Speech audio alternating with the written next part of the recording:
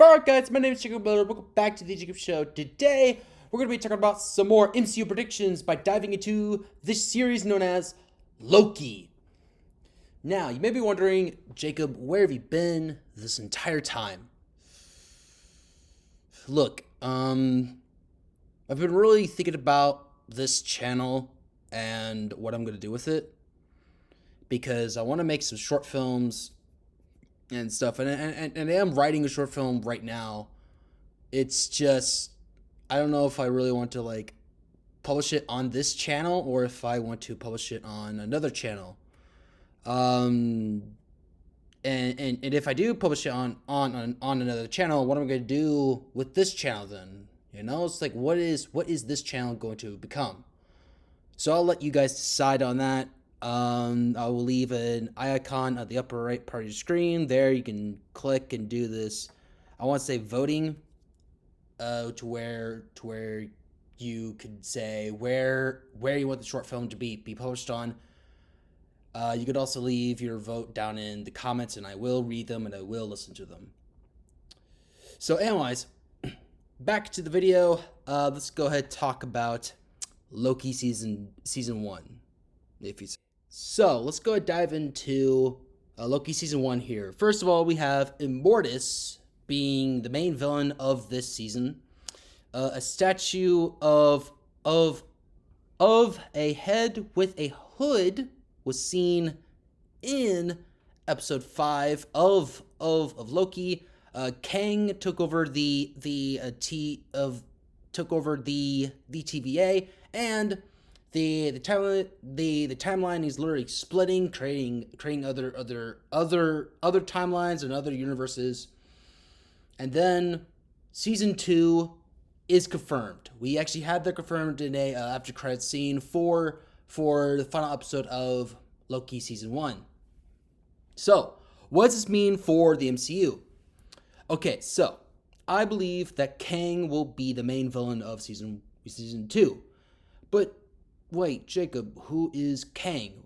And who is Immortus? Well, Immortus is supposed to be a multiverse variant of Kang. He's supposed to be a good version of Kang the Conqueror. And Kang is supposed to be a multiverse version of Immortus, where Immortus became more evil and just flat out evil. So yeah. Another possibility is that the possibility of seeing Iron Lad, which is also another version of Kang.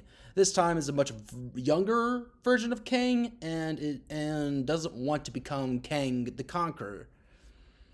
Another possibility is seeing the Living Tribunal. Yes, that's right, the Living Tribunal.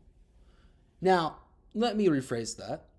The Living Tribunal, there is no possibility of seeing the Living Tribunal because the Living Tribunal is already in the MCU. How do we know this? Well, in Doctor Strange 1, there's a staff called, it's called the Staff of the Living Tribunal.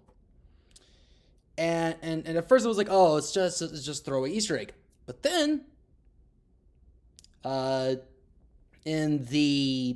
in episode 5 of Loki, we see a head with a hood. You want to know who in Marvel Comics actually has a head with a hood? The Living Tribunal. So the Living Tribunal is officially in the MCU.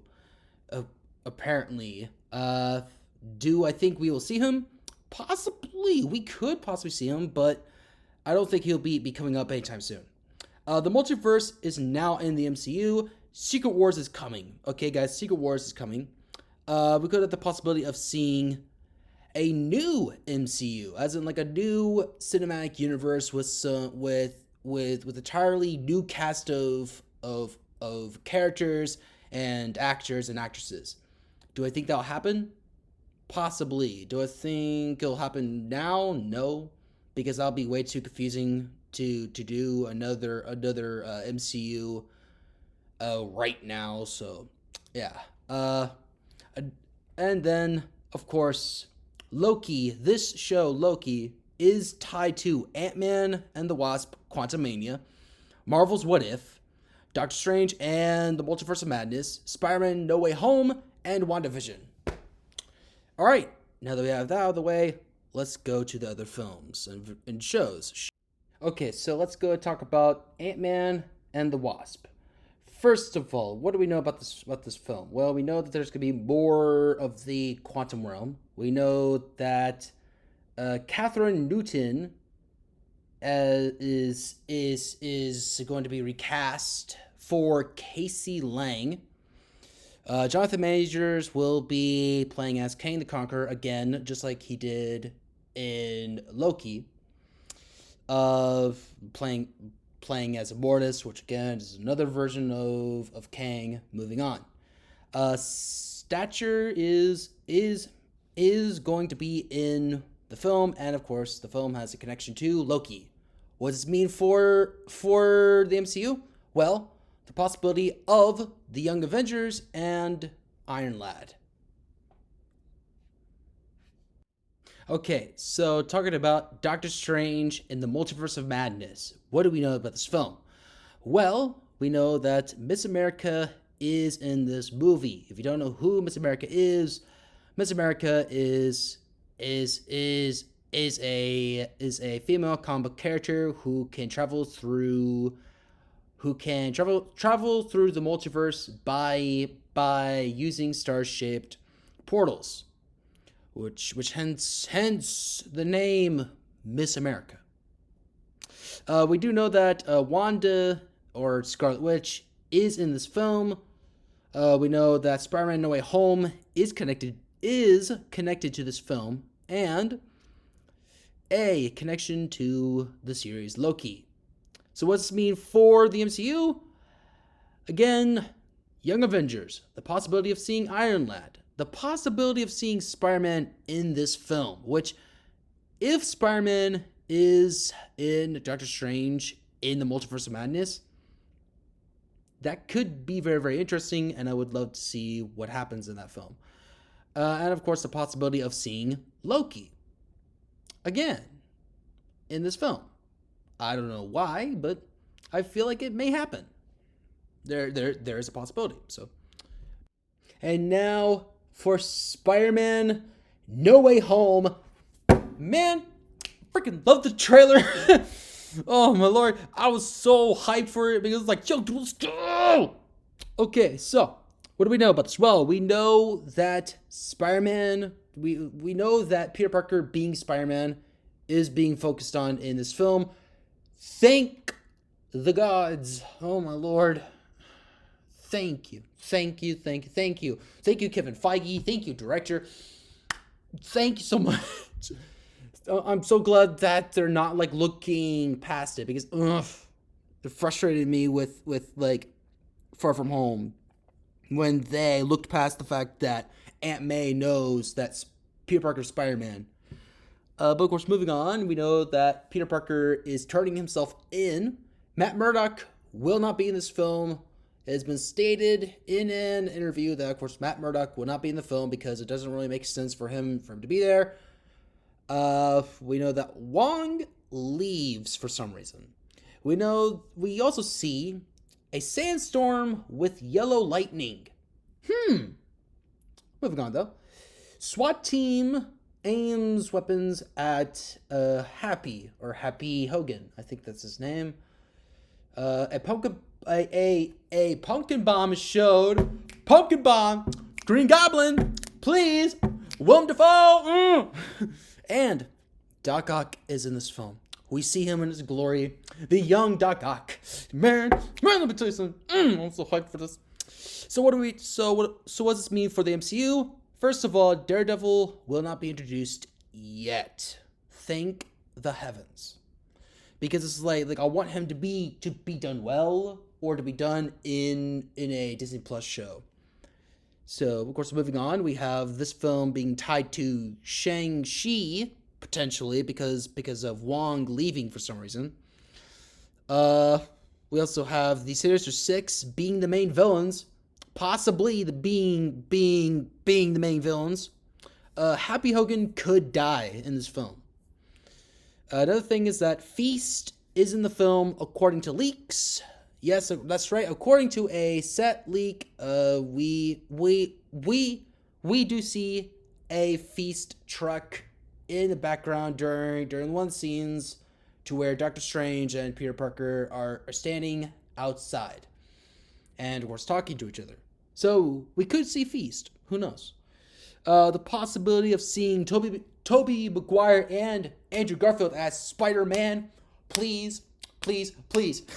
And the Web Warriors. For those of you who don't know, the Web Warriors are this multiversal team consisting of Spider-Man. That's the Web Warriors for you. So, moving on. Alright, so let's talk about Thor Love and Thunder. Baby, let's go. Russell Crowe has been officially cast as Zeus. Christian Bale has been cast as Gore the God Butcher. The Guardians of the Galaxy are possibly in this film. Fit/Thor/buff Thor. Ugh, my words. Jane Foster is coming back. And of course, Thor's classic comic book costume and a connection to Loki. Duh. So, what does this mean for the MCU? I'm betting you it's going to be the Sky Fathers or the Council of Godheads are in the MCU. The possibility of seeing Marvel characters returning to their classic comic book look, please, would love to see that so badly. The possibility of seeing Beta Ray Bill, which could possibly happen. I want Beta Ray Bill so badly, please. The possibility of seeing Loki again. I don't think Loki will be showing up in this movie though. However, I want Beta Ray Bill so badly. Please, Beta, please show your beautiful horse face, please. And that has been the video for today. Let me know what you all think of my MCU predictions. Do you think that some of them are true? Do you think that some of them are false? Let me know within the comment section below. Also, if you are a fan of the MCU or Marvel Comics, then why don't you go ahead and subscribe to this channel because we will be covering MCU movies and shows for as long as we possibly can. And of course, we also have some death battles planned out, as well as some Showa battles, or battles that have an obvious victor. So make sure that you go ahead and subscribe and stay tuned for that, and tap the notification bell to be notified of all new videos. And of course, if you did like this video, make sure you use the final smash on that like button. And I'll see you next time on The Jacob Show, where we talk about the future of comic books. Bye-bye.